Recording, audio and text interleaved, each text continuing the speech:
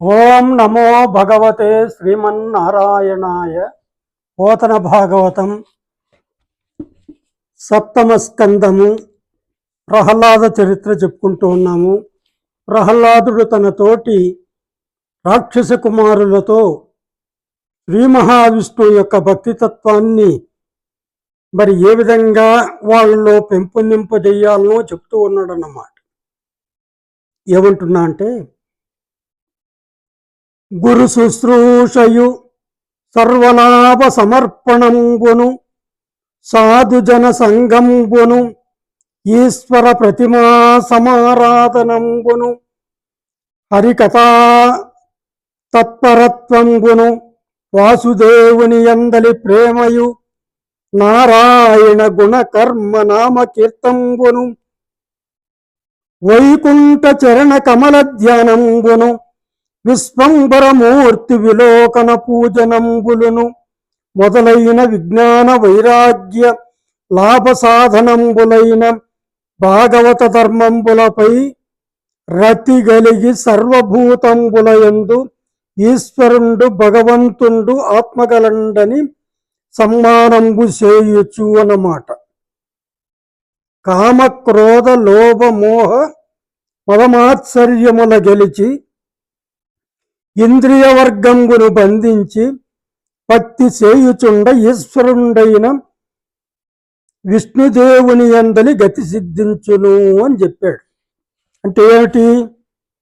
గురువులకు సేవ చేయడం, మనం ఏదైనా చేస్తే వచ్చేటటువంటి సమస్త ఫలితాన్నంతా కూడా భగవదర్పణ గావించడం, సజ్జనులతో స్నేహం చేయడం, దేవుని యొక్క ప్రతిమను ఆరాధించడం, ప్రతిమ అంటే విగ్రహాన్ని,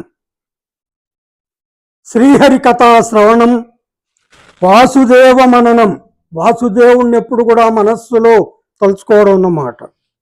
నారాయణ సంకీర్తనం, నారాయణుని గూర్చి పాటలు పాడడం, విష్ణు పాద ధ్యానం, విష్ణు పాదాలను ధ్యానించడం, విరాట్ స్వరూప దర్శనం, భగవంతుని యొక్క విరాట్ స్వరూపాన్ని దర్శించుకోవడం, పూజనం, ఈ మొదలైనటువంటి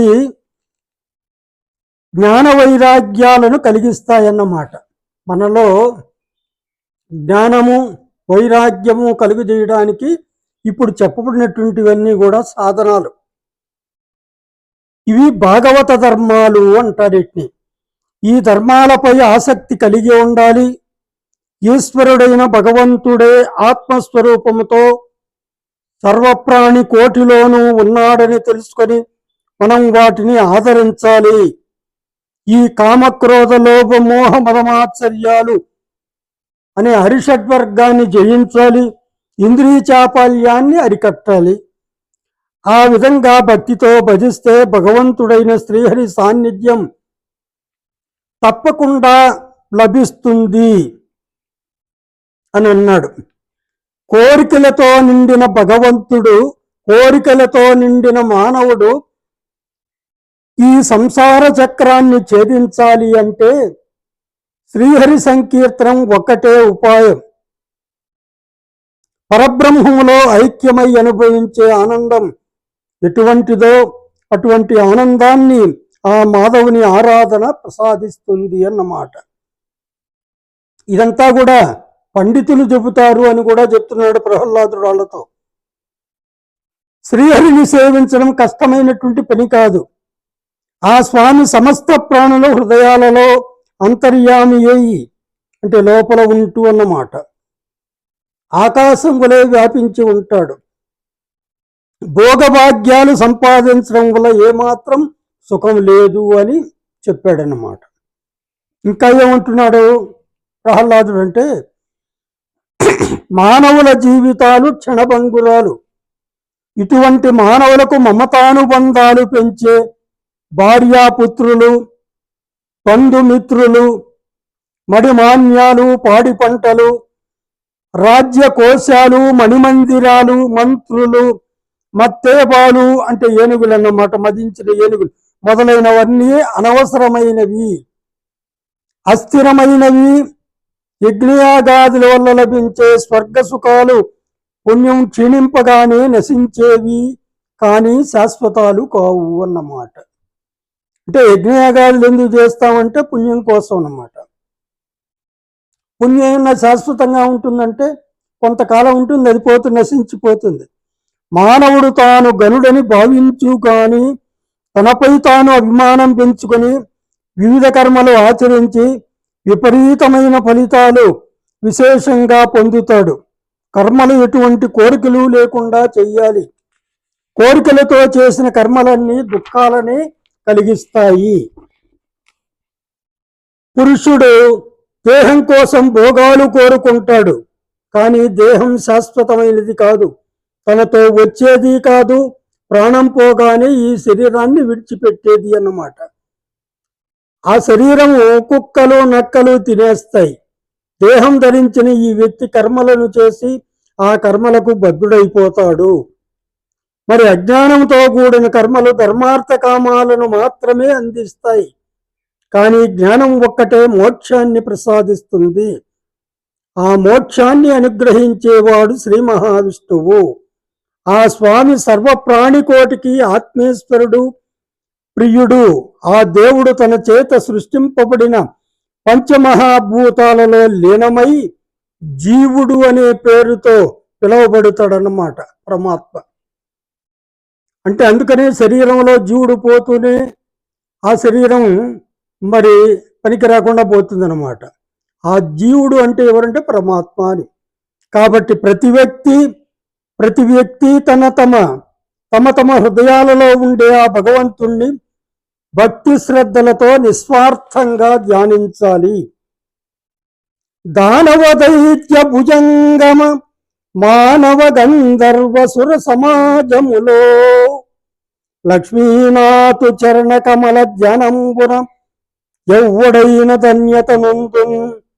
మరి ఈడు వాడు అనకుండా దానవులు గాని దైత్యులు గాని భుజంగములు, అదేవిధంగా మానవులు గంధర్వులు సుర సమాజములు అంటే దేవ సమాజములో లక్ష్మీనాథు చరణ కమల ధ్యానంబున ఆ శ్రీమన్నారాయణుని యొక్క పాదపద్మాలను ధ్యానిస్తూ ఎవడైన ధన్యత నందున్, ఎవడైనా సరే మరి పుణ్యాన్ని పొందుతాడు అంటున్నాడు.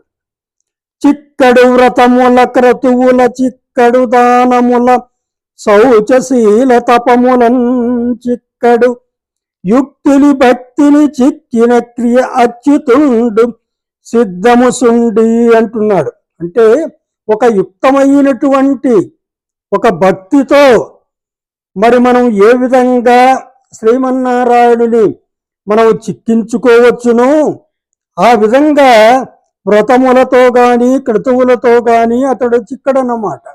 వ్రతాలు చేస్తే క్రతువులు చేస్తే ఆ శ్రీమన్నారాయణునికి అనుగ్రహం లభిస్తుంది అనుకోవడం కుదరదు అంటున్నాడు.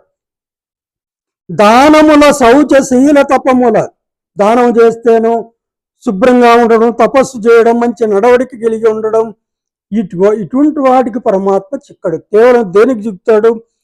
యుక్తిని భక్తిని చిక్కిన క్రియా, యుక్తంతో ఒక ఉపాయముతో కూడినటువంటి భక్తితోనే పరమాత్మ మనకు దొరుకుతాడు.